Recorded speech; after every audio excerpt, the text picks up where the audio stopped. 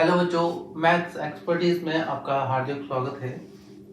मैंने आपको इससे पहले जो कुछ कराया है, आई थिंक सर्ट्स और रेडिकल्स में जो कुछ कराया है, इंडाइसिस और सर्ट्स का डिफरेंस आपको बताया है, स्टार्टिंग की है। वो जो 2 लेक्चर्स हैं उनको अच्छे से कर लीजिएगा। छोटा छोटा लेक्चर्स बना रहा हूँ, ये आपके लिए बहुत ही ज़्यादा ज़रूरी है। आपको समझ में भी आ रहा होगा। लाइक, शेयर, कमेंट और सब्सक्राइब कर लीजिएगा अगर फर्स्ट टाइम है तो। चलो हम लोग आगे बढ़ते हैं। अब आगे जो बढ़े हैं हम लोग, उसमें करना क्या है, ठीक है।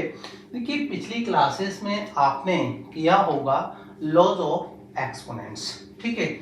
यहाँ पर आपके मैं डिस्कस कर ही लेता हूं उनको। लॉज ऑफ एक्सपोनेंट्स, ठीक है ना। और यहाँ पर आपके लॉज ऑफ सर्ट्स और रेडिकल्स वो भी हो जाएंगे।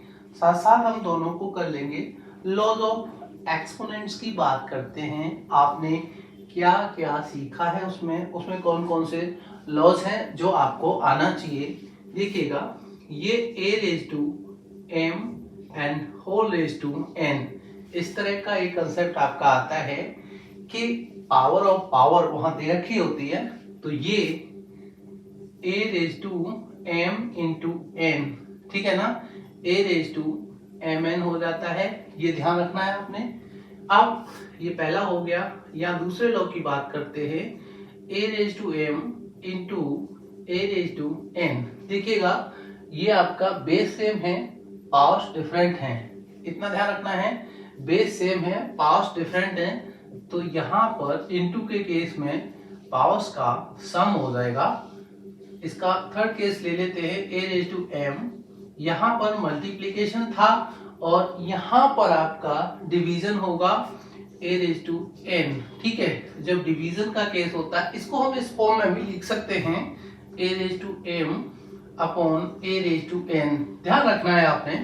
अब अगर मैं इसको ऊपर शिफ्ट करूं तो क्या होगा, a raise to m minus n। Base same है, पावर्स डिफरेंट है, तो नीचे से जो शिफ्ट किया जा रहा है ऊपर, उसकी पावर नेगेटिव हो जाएगी, इतना ध्यान रखना है। अब अगर थोड़ा और ऐसा करना होता है कि देखिए, पावर यहाँ बड़ा है यहाँ छोटा है, तो हमें बड़े की तरफ ले जाना होता है। और अगर नीचे बड़ा है ऊपर वाला छोटा है तो हमें नीचे की तरफ लाना होता है। जैसे एग्जाम्पल आपका क्या कहता है कि ये आपका 5/3 है और ये 5/2 है, ध्यान रखना। तो यहां पर हम इसको शिफ्ट करते हैं, ये हो जाता है 5/3 - 2, ऐसा होता है। तो ऐसे केस में, है ना, ऐसे केस में ये फॉलो करते हैं हम लोग।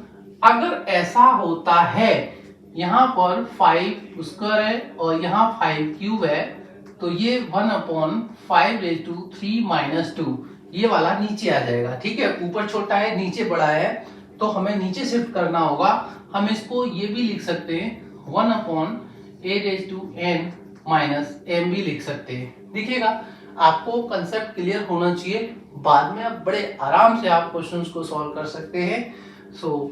यहाँ फोर्थ आइडेंटिटी की बात करते हैं। देखिएगा, 3 आइडेंटिटी आपको, power of power, multiplication, division, ये आपका क्लियर हो गया। अब आपका अक्सर किसी भी नंबर का पावर 0 दे रखा होता है, ठीक है, तो वो क्या होता है, इक्वल टू 1 होता है। कितना भी बड़ा नंबर है उसकी पावर को 0 कर लीजिए आप, वो आपका 1 के इक्वल हो जाएगा, यूनिट बन जाएगी उसकी, ठीक है ना। अब देखिएगा, यहाँ कुछ और करने की कोशिश कीजिएगा कि भाई कंसेप्ट तो जैसे जैसे क्वेश्चंस आते जाते हैं वो हमें समझ में आते हैं, उसके अकॉर्डिंग हम लोग करते जाते हैं। लेकिन यहाँ लॉस जब लिखने की बारी आती है तो एक साथ नहीं लिख सकता कोई भी, है। आपको ऐसा लगता है, आपको खुद अपने आप पे एक टीचर बनना पड़ेगा। भाई ऐसी कंडीशन भी तो होती है, आप इस बात को सोच रहे हो, मान लीजिए ये 5/3 है, इसको जो है मैं नेगेटिव फॉर्म में, यानी इसकी पावर नेगेटिव है, भाई इस तरह से कैसे सॉल्व कर पाऊंगा। मैं इसको 1/5/3 लिख दूंगा, ठीक है। और क्या हो जाएगा, 1/5 5 125, ऐसा होता है नहीं होता। तो यहाँ पर ये a⁻m अगर है, आ रहा है ना समझ में, तो ये आपका 1/a⁻m प्लस m हो जाएगा नीचे, है ना। पावर पॉजिटिव, जैसे इसका अगर रेसिप्रोकल ले लेंगे हम लोग तो पावर इसकी पॉजिटिव हो जाएगी, इतना ध्यान रखेंगे आप, ठीक है। ऐसा केस होता है कि 1/a⁻m दे रखा हो नीचे, ध्यान देना जरा, तो ये आपका ऊपर शिफ्ट कर दीजिए, a⁻m हो जाएगी पॉजिटिव। कोई डाउट है यहाँ पर? तो ये आइडेंटिटीज आपको याद रखनी, यहाँ पर आपको कोई डाउट नहीं होना चाहिए। ये 6 लॉज ऑफ एक्सपोनेंट्स आपको क्लियर होने चाहिए। अब लॉज ऑफ सर्ट्स की बात कर लेते हैं हम लोग। क्या आपने यहाँ तक यानी 8th स्टैंडर्ड तक तो बहुत कुछ किया है, मन लगा के काम किया है, क्या आपने सीखा है वो यहाँ काम आ जाता है, ठीक है। चलो वो बात खत्म हुई। अब देखिएगा यहाँ पर आइडेंटिटी की बात करते हैं, कभी ऐसा होता है कि यहाँ m√a दे रखा होता है, ठीक है।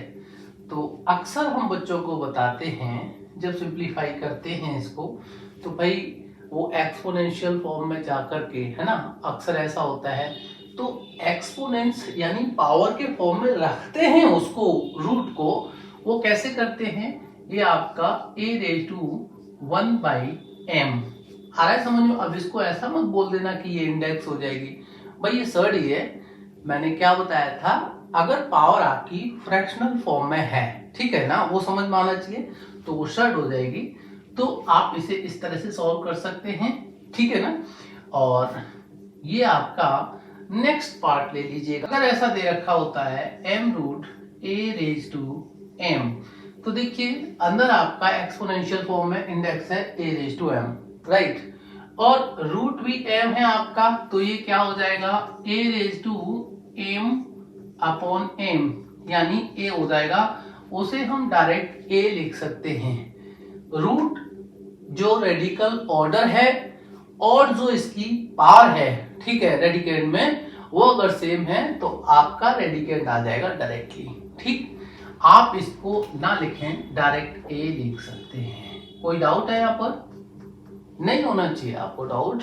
अगर केस ऐसा है कि यहाँ पर m√ है, ठीक, ये वाली, अब फर्दर जो है हमने n√ और ले ली और a यहां पर ले लिया। ध्यान दीजिएगा जरा, देखिएगा ये जो a है उसका पहले रूट n है और फिर इस n√a का जो है होल रूट m हो जाता है। इसको हम किस तरह से रिप्रेजेंट कर सकते हैं, mn, ये mth√a लिख सकते हैं। यहां पर हम इसको ऐसा भी ले सकते हैं, जैसे n√ बाद में है, m√ पहले है, तो m√a भी लिख सकते हैं इसको। कोई डाउट नहीं होना चाहिए आपको इसके। अब देखिए ये जो भाई ये टिपिकल सी लगती है, भाई टिपिकल है नहीं, बस सोच है हमारी, बस सोचना बंद कर दीजिए, उतना यहाँ सीखना शुरू कर दीजिए। अब देखिएगा, मान लीजिए ये m√a है और n√b है। देखिएगा यहां पर रेडिकल ऑर्डर m है, रेडिकल ऑर्डर सेम है, रेडिकेंड्स डिफरेंट हैं a और b, तो उस केस में क्या हो जाएगा, a b का प्रोडक्ट कर लीजिए, फाइन, और इसे m√ ले लीजिए, यानी m रेडिकल ऑर्डर हो जाएगा और a b का मल्टीप्लिकेशन। Is that clear? अगर देखिए जैसे यहां मल्टीप्लिकेशन में था और डिवीजन में भी ये केस बना, तो यहां मल्टीप्लिकेशन में इसका डिवीजन वाला केस भी देख लीजिए। यहां m√a है और डिवाइडेड बाई m√b है। इसको हम ऐसे भी लिख सकते हैं, m√a अपॉन m√b। जब केस ऐसा होता है, रूट सेम है, रेडिकल ऑर्डर सेम है, रेडिकेंड्स डिफरेंट हैं, तो रेडिकेंड्स को इस तरह से अरेंज कर लीजिए a/b, और आप इसका रेडिकल ऑर्डर m सेम रख लीजिए दोनों के लिए। कोई डाउट है? ठीक है। अब यहां पर हम देखते हैं ये जो है m√a अपॉन b जो है, फर्दर बात करते हैं, तो ये इसको हम लिख सकते हैं a रेज टू 1/m और b रेज टू 1/m। इस तरह से कंडीशन बढ़ती जाती है। यहाँ जब 7th की बात करते हैं, देखिएगा ऐसा केस भी आपको मिलता है, ये m root n root further, और यहाँ पर जो रेडिकेंड होता है a रेज टू p और इसका होल रेज टू m। ऐसा केस अगर आपको मिलता है तो रेडिकेंड को देखिए, a रेज टू p और उसका होल रेज टू m है। तो देखिए ये जो यहाँ आपको ध्यान रखना चाहिए, a रेज टू p है और होल रेज टू m है, तो इसको हम a रेज टू pm लिख सकते हैं। पावर ऑफ पावर एक्सपोनेंट्स वाले रोज में आपने देखा, ठीक है। और ये जो है रूट के ऊपर रूट लगा हुआ है, इसको हम ऐसे लिख सकते हैं m nth रूट, यहां पर मैंने बताया होगा m रूट n रूट, तो mnth रूट ऑफ यहां पर रेडिकेंड हो जाएगा a रेज टू pm। कोई डाउट है आपका? अब ध्यान दीजिएगा, यहां इसकी पावर में m आ रहा है और ऑर्डर में भी m आ रहा है, तो ये क्या हो जाएगा आपका, इसको ऐसे भी लिख सकते हैं, देखिए mm कैंसिल हो जाएगा, n root a raise to p भी हो जाएगा। इतना क्लियर है? ये m रूट n रूट है, n रूट m भी हो जाएगा, n पहले ले सकते हैं, m बाद में ले सकते हैं। यहां पर a रेज टू p है ना, a रेज टू m पहले ले सकते हैं, p ऊपर कर सकते हैं पावर ऑफ पावर में। तो देखिए इस तरह से ये जो लॉज ऑफ सर्ट्स हो गए, लॉज ऑफ एक्सपोनेंट्स हो गए, इन्हें आप क्लियर कर लीजिएगा। बड़ा ही इनका आपको बेनिफिट मिलने वाला है इन फ्यूचर, जितने भी आपके कंपटीशन एग्जाम्स होंगे, राइट। कहीं ना कहीं आपको कुछ ना कुछ ऐसा मसाला मिलेगा, इसका यूज करोगे, बड़ा अच्छा सब्जी बनेगी आपकी। मेरा मतलब बहुत कुछ आपको फायदा होगा, कहीं ना कहीं बेनिफिट देखने को मिलता है। अच्छा लग रहा है, समझ रहे हो कुछ, तो प्लीज लाइक शेयर कमेंट और सब्सक्राइब कर लीजिएगा मेरे चैनल को। Thank you and all the best.